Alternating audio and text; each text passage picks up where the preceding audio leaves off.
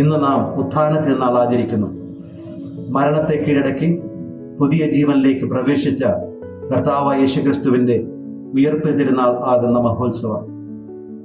മരണശേഷം നമ്മുടെ ജീവിതാവസ്ഥ എന്താകും എന്നതിൻ്റെ വ്യക്തവും സുതാര്യവുമായ ഉത്തരമാണ് യേശുക്രിസ്തുവിൻ്റെ പുനരുത്ഥാനം. മരണത്തിൻ്റെ കല്ലറയിൽ തൻ്റെ ജീവനെ ഒതുക്കി നിർത്തുവാൻ കഴിയാതെ ആ കല്ലറകൾ ഭേദിച്ചുകൊണ്ട് വിജയശ്രാളിതനായി മരണത്തെ കീഴടക്കി ഉദ്ധിതനാകുന്ന കർത്താവായ യേശുക്രിസ്തുവിൻ്റെ മനോഹരമായ മഹത്വവൽക്കരണമാണ് നാം കാണുന്നത്. ഉദ്ധിതനായ യേശുക്രിസ്തുവിൻ്റെ ശരീരത്തിന് 4 സവിശേഷതകളുണ്ടെന്നാണ് പറയപ്പെടുന്നത്. സൂക്ഷ്മം, അക്ഷയത്വം, ലഘുത്വം, സ്വാതന്ത്ര്യം. ഈ സവിശേഷതകളുള്ളതുകൊണ്ട് തന്നെ എവിടെയും എത്തപ്പെടുവാനും ഏത് ഭിത്തികളെയും അതിജീവിച്ച് ഉള്ളറകളിലേക്ക് പ്രവേശിക്കുവാനും അവിടുത്തെ ഉദ്ധിതമായ ശരീരത്തിന് സാധ്യതയുണ്ട്. ഇപ്രകാരം ഉത്ഥാനം ചെയ്ത യേശുക്രിസ്തു ക്രൈസ്തവ വിശ്വാസം പ്രത്യാശയുള്ളവരാണ് എന്ന് നമ്മെ പഠിപ്പിക്കുന്നു. വേറൊരു വാക്കിൽ പറഞ്ഞാൽ ഉത്ഥാനം പ്രത്യാശയുടെ ആഘോഷമാണ്.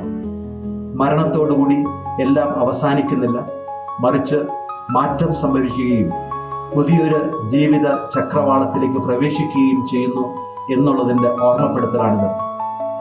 മരിച്ചവരെക്കുറിച്ച് വിലപിച്ച് അസ്വസ്ഥരാകാതെ ജീവിച്ചിരിക്കുന്നവരെക്കുറിച്ച് ചിന്തിക്കണമെന്നും അത് നൽകുന്ന പ്രത്യാശയിൽ വിശ്വസിച്ചുകൊണ്ട് പ്രത്യാശപൂർണം സന്തോഷത്തോടുകൂടി ജീവിക്കണമെന്നുള്ള ആഹ്വാനമാണ് ഉദ്ധിതനായ യേശുനാഥൻ നമുക്ക് പകർന്നു നൽകുന്നത്. ഭാരതീയ ആചാര്യന്മാർ പാടിയിരുന്ന മനോഹരമായൊരു ശ്ലോകമുണ്ട്. അസതോമാ സദ്ഗമയ, തമസോമാ ജ്യോതിർഗമയ, മൃത്യുർമ അമൃതം ഗമയ. അസത്യത്തിൽ നിന്ന് സത്യത്തിലേക്കും അന്ധകാരത്തിൽ നിന്ന് പ്രകാശത്തിലേക്കും മരണത്തിൽ നിന്ന് നിത്യതയിലേക്കും ഞങ്ങളെ നയിച്ചാലും എന്നുള്ളതാണ് ഇതിൻ്റെ അർത്ഥം.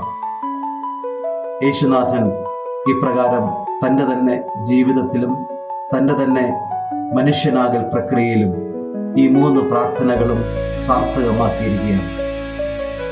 ഞാൻ തന്നെയാണ് സത്യം എന്ന് അവിടുന്ന് അരുൾ ചെയ്തുകൊണ്ട് അസത്യത്തിൻ്റെ ആ സാഹചര്യങ്ങളെ തകർക്കുകയും സത്യത്തിൻ്റെ പ്രകാശത്തെ പ്രഭാപൂർണമാക്കുകയും ചെയ്തു. ഇരുട്ട് വ്യാപിച്ചിരുന്ന സ്ഥലങ്ങളിലും മനുഷ്യ ഹൃദയങ്ങളിലും പ്രകാശത്തിൻ്റെ ചൈതന്യവും പ്രഭയും പകർന്നു നൽകിക്കൊണ്ട് അവിടുന്ന് പുതിയൊരു പ്രകാശമായി ഉദയം ചെയ്തു. അന്ധകാരത്തിൽ കഴിഞ്ഞിരുന്ന ജനത പ്രകാശം ഉദയം ചെയ്തായി കണ്ടതായാണ് പ്രവാചകൻ പ്രവചിച്ചതും പ്രഖ്യാപിച്ചതും. അങ്ങനെ യേശുനാഥൻ പ്രകാശത്തിൻ്റെ തന്നെ രൂപമായി മാറുകയും പ്രകാശത്തിൻ്റെ പ്രഭയാൽ മനുഷ്യഹൃദയങ്ങളുടെ അന്ധകാരത്തെ ദൂരീകരിക്കുകയും ചെയ്യാൻ പോകുന്ന ദൈവപുത്രനായി മാറി. 3ാമത്തെ പ്രാർത്ഥനയ്ക്ക് ഉത്തരം കാണുന്നത് യേശുക്രിസ്തുവിൻ്റെ ഉദ്ധാരത്തിലൂടെയാണ്. മരണത്തെ തകർത്തുകൊണ്ട് ഞങ്ങളെ നിത്യതയിലേക്ക് ആനയിച്ചാലുമെന്ന ഭാരത പ്രാർത്ഥനയ്ക്ക് കർത്താവ് ഉത്തരം നൽകുകയാണ്. മരണത്തെ കണ്ട് ഭയപ്പെടുന്ന ജനങ്ങൾ, മരണത്തിൻ്റെ താഴ്വരയിൽ അസ്വസ്ഥരായി കഴിയുന്ന ജനങ്ങൾ യേശുക്രിസ്തുവിൻ്റെ ഉത്ഥാനത്തിൻ്റെ പ്രഭയിൽ പ്രകാശപൂർണതരായി കാണുന്നതായിട്ട് നമുക്ക് കാണാൻ കഴിയും. അവിടുത്തെ ഈ ഉത്ഥാനം പ്രതീക്ഷയ്ക്ക് അതീതമായി പ്രതീക്ഷ നമ്മിൽ ഉണർത്തുന്നതാണ്. യേശു മരിച്ചു കഴിഞ്ഞപ്പോൾ എല്ലാം ശുഭപര്യവസായിയുമായി മാറി എന്ന രീതിയിൽ ശിഷ്യന്മാരും മറ്റുള്ളവരൊക്കെ അവരുടേതായ കൂടാരങ്ങളിലേക്ക് മടങ്ങി. യേശുവിൻ്റെ കഥ കഴിഞ്ഞു എന്ന് കരുതി അവിടുത്തെ കല്ലറകളുടെ വാതിൽ പൂട്ടുകയും കാവൽക്കാരുടെ കാവൽ ഏർപ്പെടുത്തുകയും ചെയ്തതിനു ശേഷം പട്ടാളക്കാരും ഭരണകർത്താക്കളും സ്വസ്ഥതയിൽ അമർന്നു. എന്നാൽ പ്രതീക്ഷ നഷ്ടപ്പെട്ട ആ സ്ഥലത്ത് പ്രതീക്ഷയുടെ പുത്തൻ ഉദയമായി അവിടുന്ന് ഉയർത്തെഴുന്നേൽക്കുകയും പ്രതീക്ഷയില്ലാത്ത സ്ഥലത്ത് പ്രതീക്ഷയ്ക്ക് അതീതമായ ഒരു പ്രതീക്ഷ, നിരാശയുടെ മുഖത്ത് നിരാശയെ തകർക്കുന്ന ഒരു പ്രത്യാശയുടെ പ്രാപവും കൊണ്ട് അവിടുന്ന് പൊൻവെളിച്ചം പകർന്നു നൽകി. ഇത് ലോകത്തിന് മുഴുവൻ പ്രത്യാശ പകരുന്ന പുതിയൊരു സൂര്യോദയമായിരുന്നു. ലോകത്തെ മുഴുവൻ പ്രകാശപൂർണമാക്കുവാനും സത്യത്തിൻ്റെ പാതയിൽ നയിക്കുവാനും നിത്യതയുടെ വെളിച്ചം പകർന്നു തരുവാനും കഴിയുന്ന ഒരു പുത്തൻ സൂര്യോദയം. ഈ സൂര്യോദയത്തിൻ്റെ പ്രഭയിൽ ദൈവികമായ ചൈതന്യം ഉൾക്കൊള്ളുന്ന വ്യക്തികൾക്കൊക്കെ ആശ്വാസവും ആവേശവും ഉണ്ടാകും എന്ന് അവിടുത്തെ ഉദ്ധാനം നമ്മെ പഠിപ്പിക്കുന്നു. മലയാളത്തിലെ പ്രശസ്തനും പ്രിയകവിയുമായ ശ്രീമാൻ വയലോപ്പള്ളി ശ്രീധരമേനോൻ മനോഹരമായൊരു ലഘുകാവ്യം എഴുതിയിട്ടുണ്ട്. ആ കാവ്യത്തിൻ്റെ ഇതിവൃത്തം ഇതാണ്: ഒരിക്കൽ ഒരു പ്രദേശത്ത് അതിശൈത്യം പൊട്ടിപ്പുറപ്പെട്ടു. ശൈത്യം താങ്ങാതെ വന്നപ്പോൾ ഒരു കൂട്ടം അരയന്നങ്ങൾ ദേശാടനം നടത്താൻ വേണ്ടി തീരുമാനിച്ചു. അവർ ദേശാടനം നടത്തി ചെന്നുപെട്ടത് താറാക്കൂട്ടങ്ങൾ നിറഞ്ഞു നിൽക്കുന്ന ഒരു പൊയ്യയിലാണ്. ആ ശൈത്യകാലത്തെ അതിജീവിച്ച് വസന്തകാലത്തിൽ ആ താറാക്കൂട്ടങ്ങളോടൊപ്പം ജീവിക്കാമെന്ന് അരയന്നങ്ങളും കരുതി. അരയന്നങ്ങൾ ആ താറാക്കൂട്ടങ്ങളോടൊപ്പം കഴിഞ്ഞുകൂടി. ഇരതേടിയും അന്നം ഭക്ഷിച്ചുമൊക്കെ അവരിൽ ഒരുവരായി മാറി. കുറേ മാസങ്ങൾ കഴിഞ്ഞപ്പോൾ അവിടെ വീണ്ടും ശൈത്യം സാവധാനം കടന്നു വന്നു. അരയന്നകൾക്ക് അവിടെ കഴിയാൻ വയ്യാത്തവണ്ണം ശൈത്യം കഠോരമായി മാറി. അരയന്നങ്ങൾ ആ പൊയ്യ ഉപേക്ഷിച്ച് പോകുവാൻ വേണ്ടി തീരുമാനിച്ചു. അങ്ങനെ പോകവേ അരയന്നക്കൂട്ടങ്ങളിൽ ഒന്ന് ഈ താറാക്കൂട്ടങ്ങളുടെ ഇടയിൽ മുട്ടയിട്ടു. മാസങ്ങൾ കുറെ കടന്നുപോയി. ഈ താറാക്കൂട്ടങ്ങൾ നോക്കിയപ്പോൾ തങ്ങളുടെ താറാക്കുഞ്ഞുങ്ങളുടെ ഇടയിൽ ഒരു കുഞ്ഞരയന്നത്തെ കണ്ടു. അത് അരയന്നമാണെന്ന് മനസ്സിലാക്കുവാനുള്ള കഴിവ് ഇല്ലാത്തത് കൊണ്ട് അവർ ആ അരയന്നത്തെ വർഗത്ത് കെട്ട താറാവെന്ന് വിളിച്ചു. തങ്ങളെപ്പോലുള്ളൊരു താറാവല്ല, മറിച്ച് തങ്ങളുടെ വർഗത്തിൽപ്പെടാതെ മറ്റൊരു താറാവ് എന്ന അർത്ഥത്തിലാണ് അവർ അങ്ങനെ ആ അരയന്നത്തെ വർഗത്ത് കെട്ട താറാവെന്ന് വിളിച്ചത്. മാസങ്ങൾ കടന്നുപോയി. പഴയ അരയന്നങ്ങൾ വീണ്ടും ആ പൊയ്യയിലേക്ക് വന്നു. ആ പൊയ്യയിലേക്ക് വന്നപ്പോൾ അവർ കണ്ടത് ഒരു അരയന്നത്തെയാണ്. താറാക്കൂട്ടങ്ങളുടെ ഇടയിൽ നിൽക്കുന്ന ആ അരയന്നത്തെ നോക്കിയിട്ട് അരയന്നങ്ങൾ പറഞ്ഞു, നീ എങ്ങനെ ഇവിടെ എത്തി? അപ്പോൾ ആ അരയന്നം പറഞ്ഞു, ഞാൻ അരയന്നമല്ല, വർഗത്ത് കെട്ട താറാവാണ്. അരയന്നങ്ങൾ പറഞ്ഞു, ഇല്ല, നീയും ഞങ്ങളെപ്പോലെ ഒരു അരയന്നമാണ്. ഞങ്ങളെപ്പോലെ ഒരു അരയന്നമാണെന്ന് പറഞ്ഞുകൊണ്ട് ആ അരയന്നത്തെ അരയന്നമാകുവാൻ വേണ്ടി പഠിപ്പിച്ചു. അരയന്നങ്ങൾ എങ്ങനെയാണോ ഇരതയിടുന്നത്, എങ്ങനെയാണോ നീന്തുന്നത്, എങ്ങനെയാണോ പറക്കുന്നത്, ഇതൊക്കെ ഈ വർഗത്ത് കെട്ട താറാവായ അരയന്നത്തെ അരയന്നക്കൂട്ടങ്ങൾ പഠിപ്പിച്ചു. അങ്ങനെ മാസങ്ങൾ കഴിഞ്ഞപ്പോൾ ഈ അരയന്നത്തെ യഥാർത്ഥ അരയന്നമാക്കി മാറ്റി അരയന്നങ്ങൾ തങ്ങളുടെ കൂടെ കൊണ്ടുപോയി.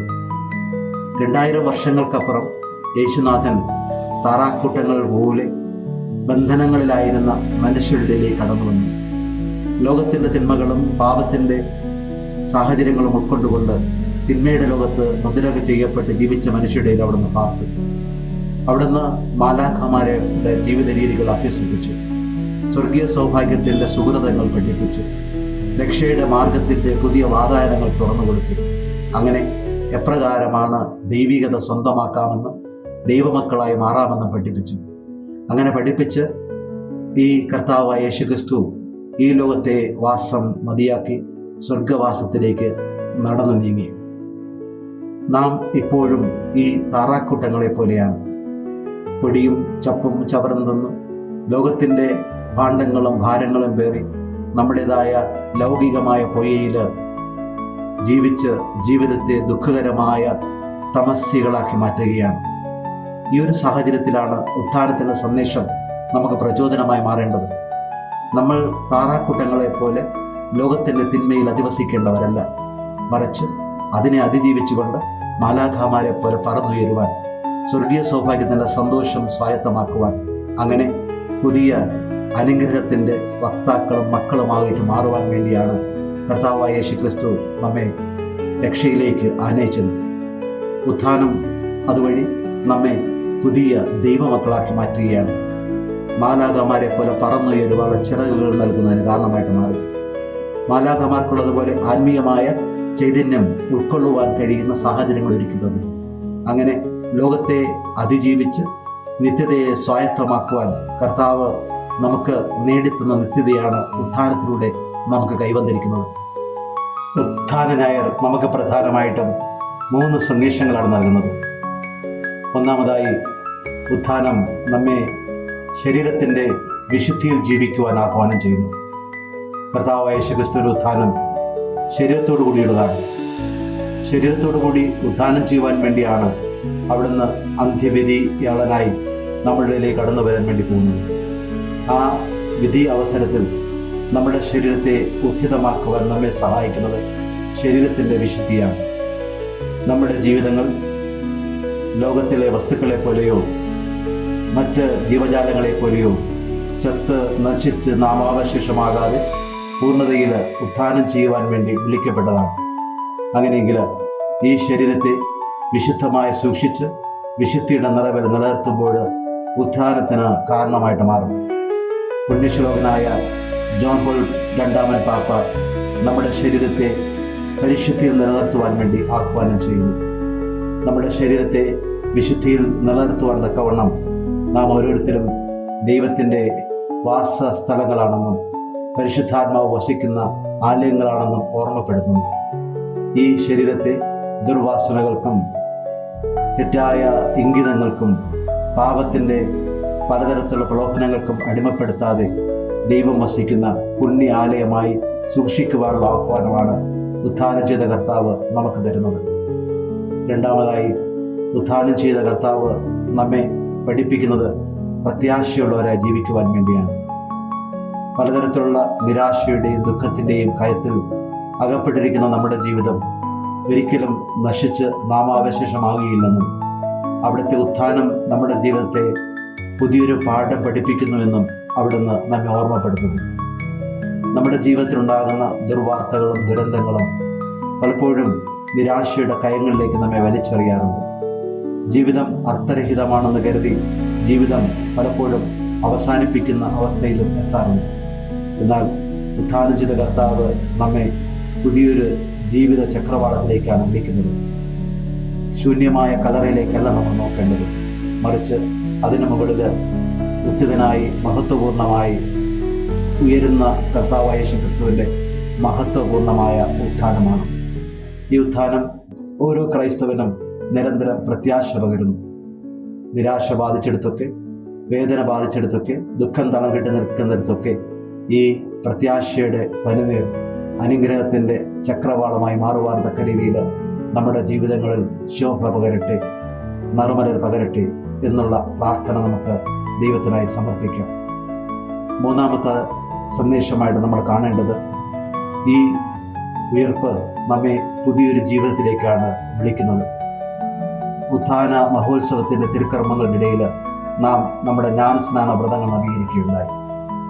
ജ്ഞാനസ്നാന വ്രതങ്ങൾ നവീകരിച്ചുകൊണ്ട് പുതിയൊരു ജീവിതത്തിന് വേണ്ടി നാം പ്രതിജ്ഞയെടുക്കുകയുണ്ടായി. പുതിയൊരു ജീവിതം നാം ആരംഭിക്കുവാൻ വേണ്ടി തുടങ്ങിയാണ് ഉത്ഥാന ദിവസത്തിൽ. പഴയത് മാറിയിട്ട് പുതിയത് സ്വീകരിക്കുവാൻ നാം ഒരുങ്ങുന്നു.